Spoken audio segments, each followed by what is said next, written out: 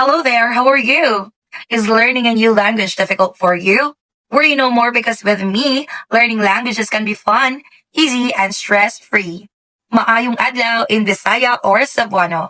Magandang araw in Filipino or Tagalog. And good day in English.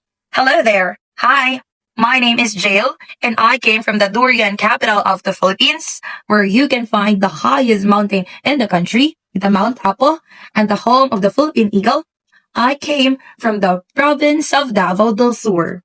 Once again, I am Jail Prel, but you can also call me Prel. I finished a degree in education, major in English, and I have acquired a 120-hour TEFL certificate, which allows me to teach English online.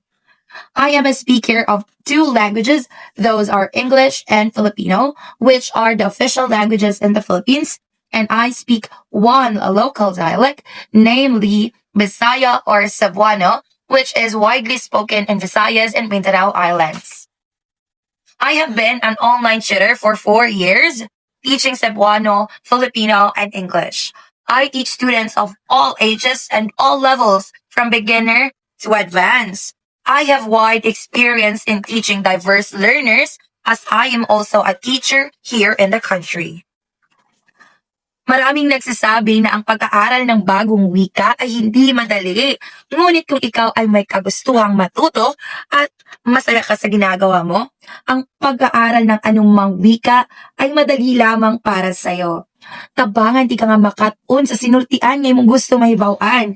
O dili lang ka na. At doon na pa kay mahibalan gawas sa sinultihan. Sama sa pamatasan, kultura, pagkaon, ug uban pa.